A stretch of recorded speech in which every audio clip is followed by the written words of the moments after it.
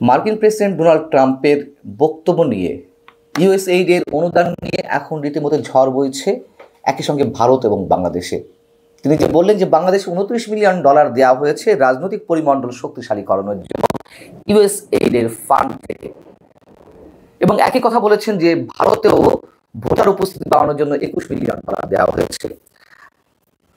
এই জায়গা থেকে আমাদের প্রথম প্রশ্নে উত্তরটি খুঁজতে হবে, ট্রাম্পের স্বার্থ আসলে কি? তিনি যে এই ধরনের বোম ব্লাস্টিং কথাবার্তা বলেছেন, তিনি কি বাংলাদেশ নিয়ে খুব চিন্তিত, বাংলাদেশের রাজনীতি নিয়ে? দুই হচ্ছে, আসলে এই $29 মিলিয়ন বাংলাদেশের কার পকেটে গেল, কি কাজে ব্যয় হয়েছিল? তিন হচ্ছে, ভারতের জন্য যে $21 মিলিয়ন দেওয়া হয়েছিল সেই টাকাটি কি আসলে ভারতে গিয়েছিল, নাকি এখানে কোনো ধরনের ওভারল্যাপিং হচ্ছে অথবা কোনো ধরনের বিভ্রান্তি তৈরি হচ্ছে? প্রথম প্রশ্নের উত্তর হচ্ছে, ডোনাল্ড ট্রাম্প অন্তত এই অর্থকে কেন্দ্র করে বাংলাদেশের রাজনীতি নিয়ে খুব বেশি চিন্তিত নন। তিনি তার দেশের অবস্থা নিয়ে রাজনীতি করছেন। যেই টাকাগুলো দেয়া হচ্ছে অন্য দেশে অনুদান হিসেবে, সেই টাকা তো যুক্তরাষ্ট্রের মানুষের ট্যাক্সের টাকা, এবং তিনি বলছেন যে তার নিজের দেশের মানুষের কষ্টার্জিত অর্থ কেন অন্য দেশের জন্য ব্যয় করা হবে, কি কাজে?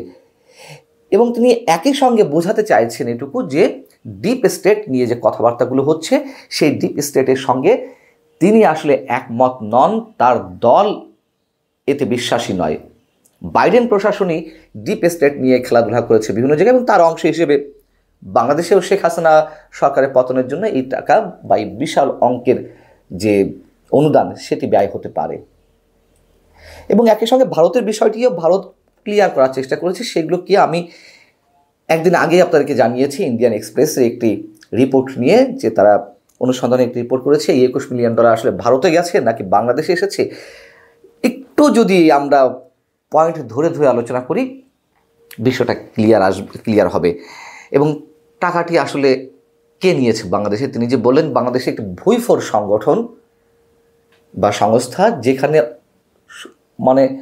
মাত্র 2 জন ব্যক্তি কাজ করেন, এবং যেই প্রতিষ্ঠানটি ওখান থেকে $10,000 এখান থেকে $10,000 নিয়ে চলতো, তারা হঠাৎ করে $29 মিলিয়ন পেয়ে গেল, তারা তো অনেক ধনী হয়ে গেল। এবং তিনি এও কটাক্ষ করে বলছেন ব্যঙ্গ করে যে তাদেরকে নিয়ে তো বিশ্বের নাম করা কোনো বিজনেস ম্যাগাজিনে প্রচ্ছদ কাহিনী হবে। একবারে খারাপ বলেননি। ইউএসএইডের যে $29 মিলিয়ন কথা বলা হচ্ছে, ইন্ডিয়ান এক্সপ্রেস ভারতকে যে $21 মিলিয়ন কথা কদিন আগে ডোনাল্ড ট্রাম্প কয়েকবার করে উচ্চারণ করলেন, সেটি আসলে কোথায় গেছে এ নিয়ে অনুসন্ধান করতে গিয়ে তারা বলল যে এই $21 মিলিয়ন আসলে বাংলাদেশে গেছে, ভারতে নয়। তারা কিভাবে দুয়ে 4 মেলালো, এবং বাংলাদেশে কার কাছে এই টাকাটি এসেছে তারাও সেটি বলে দিয়েছে এবং দাবি করেছে, এবং কমেন্টও নিয়েছে। যাকে অভিযুক্ত করা হচ্ছে, অভিযুক্ত ঠিক নয়, যারা এই টাকাটি পেয়েছে তাদের বক্তব্য নিয়েছে সাংবাদিক তার নর্মস হিসেবে। এই $29 মিলিয়ন বা $21 মিলিয়ন সঙ্গে যার নামটি আলোচনায় উঠে এসেছে, প্রথমত ইন্ডিয়ান এক্সপ্রেসই তার নামটি আলোচনায় এনেছে। তিনি হচ্ছেন অধ্যাপক আইনুল হক, ঢাকা বিশ্ববিদ্যালয়ের রাষ্ট্রবিজ্ঞান বিভাগের অধ্যাপক এবং ঢাকা বিশ্ববিদ্যালয়ের মাইক্রো গভর্নেন্স রিসার্চ MGR প্রোগ্রামের পরিচালক। তিনি যে ইউএসএইড অনুদানে টাকা কাজ করছেন সেটি অকপটে স্বীকার করেছেন ইন্ডিয়ান এক্সপ্রেসের কাছে। তবে ডোনাল্ড ট্রাম্প যে $29 মিলিয়ন কথা নতুন করে জানালেন, নতুন করে আবারও বললেন আর কি, সেটিকে তিনি ডিফেন্ড করার জন্য তিনি তার ফেসবুকে স্ট্যাটাস দিয়েছেন যে আমার নামটি আলোচনা আসছে, আমি এই ধরনের কোনো প্রকল্পের সঙ্গে জড়িত নয়। ডোনাল্ড ট্রাম্প যেই প্রোগ্রামে কথা বলেছেন, strengthen the political landscape in Bangladesh, তিনি বলছেন যে স্ট্রেনদেনিং পলিটিক্যাল ল্যান্ডস্কেপ ইন বাংলাদেশ কর্মসূচির সাথে MGR অর্থাৎ তিনি যেই প্রোগ্রামে কাজ করছেন কিংবা DFTP কিংবা সেভের কোনো সম্পর্ক নেই। আমরা একদিনের জন্য এই প্রোগ্রামে কাজ করিনি। DFTP কিংবা সেভ প্রোগ্রাম সম্পূর্ণ একাডেমিক, শিক্ষামূলক এবং তরুণ শিক্ষার্থীদের সক্ষমতা বৃদ্ধি, গণতন্ত্র কিংবা মানবাধিকারের প্রতি শ্রদ্ধাশীল হওয়া ইত্যাদির উপর গুরুত্ব দিয়ে থাকে। তিনি কিন্তু বলছেন যে এটা একাডেমিক, আবার তিনি বলছেন গণতন্ত্রকে শক্তিশালী করতে ইত্যাদি ইত্যাদি কাজ করে থাকি আমরা। ইন্ডিয়ান এক্সপ্রেসকে তিনি যেটি বলেছিলেন এবং যেই স্ট্যাটাসটি ইন্ডিয়ান এক্সপ্রেসে তুলে ধরা হয়েছে তার ফেসবুকের স্ট্যাটাসটি, অর্থাৎ শেখ হাসিনা পতনের পর গত 2024-এর 11ই সেপ্টেম্বর তিনি লিখছেন, এটা হঠাৎ করে আসা বসন্ত নয়। শেখ হাসিনা পতনের যে আন্দোলন বা পতনের বিষয়টি, তিনি বলছেন যে যুব গণতান্ত্রিক নেতৃত্ব এবং নাগরিক অংশগ্রহণ বাড়ানোর জন্য সরাসরি 221টি কর্মপ্রকল্প এবং 170টি গণতন্ত্র সেশনের মাধ্যমে 10,264টি বিশ্ববিদ্যালয়ের যুবকদের কাছে তাদের এই মেসেজ বা কার্যক্রম পৌঁছে গেছে।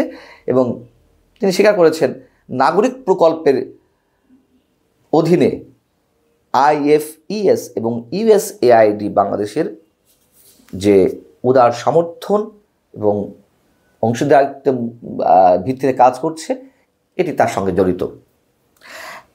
এইবার আসি আইনুল হক যেটির দাবি করছেন, যেই প্রোগ্রামের নাগরিক প্রজেক্ট, সেটিকে কেন্দ্র করে USAID আসলে কত টাকা দিয়েছিল তার প্রমাণটি পাওয়া যায় USAIDর বাংলাদেশের political process adviser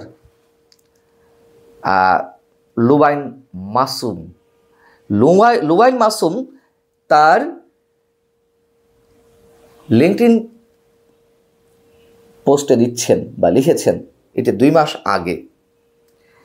It is one of the 3 prime partners along with IRI and IFES under the USAID funded $21 million CEPPS and Nagrik project. এইবার ইন্ডিয়ান এক্সপ্রেসের দাবির ভিত্তিতে এটুকু বলা যায় যে বাংলাদেশে যদি $29 মিলিয়ন আসে, ভারতের জন্য $21 মিলিয়ন আসলে কিছুই না। তারপরও আমরা জানি না আসলে ওভারল্যাপিংটা কোথায় হচ্ছে, জটিলতাটা কোথায় হচ্ছে।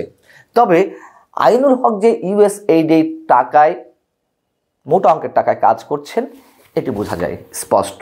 এখন প্রশ্ন উঠতে পারে যে USAID তো কত জায়গাতে কত প্রকল্পে অনুদান দিয়েছে, তো অধ্যাপক আইনুল হকও সেভাবে কাজ করেছেন, হতে পারে। কিন্তু নাগরিক প্রজেক্টের কথা আসছে এখানে, যেটি অধ্যাপক আইনুল হক নিজে তার ফেসবুক স্ট্যাটাসে লিখেছেন। আবার লুবাইন মাসুম USAID-এর পলিটিক্যাল প্রসেস অ্যাডভাইজার, তিনি স্পষ্টত লিখেছেন তার লিঙ্কডইন পোস্টে, এখনও খুঁজলে পাওয়া যাবে। হয়তো এখানে একটু জটিলতা রয়েছে যে $29 মিলিয়ন বা $21 মিলিয়ন কোনটি আসলে বাংলাদেশে এসেছে। এই নিয়ে যুক্তিতর্ক চলতে পারে, যুক্তি কোন অঙ্কের পক্ষে। আবার ডোনাল্ড ট্রাম্প কি নিজে গুলিয়ে ফেলছেন নাকি একেবারে বস্তুনিষ্ঠ তথ্য দিচ্ছেন, সেসব প্রশ্নও সামনে আসতে পারে। তবে বাংলাদেশে যে USAID-এর ফান্ডিংয়ে শেখ হাসিনা বিরোধী আন্দোলনে কিছু একটা হয়েছে, এটুকু আমরা মোটামুটি একটা বিশ্বাসযোগ্য জায়গায় আপাতত পৌঁছাতে পারি। তার কারণ ডিপ স্টেটে খেলা অবশ্যই আছে। আমি আবারও বলি, আগেও বলেছি, এখনও বলছি। তবে যে গণ অভ্যুত্থানটি হয়েছে, যে গণমানুষের স্বতঃস্ফূর্ত সমর্থন বা অংশগ্রহণ 5 আগস্টের অভ্যুত্থানে ছিল, সেটিকেও আমরা কোনোভাবে অস্বীকার করি না, এটি আমি বারবার বলতে চাই।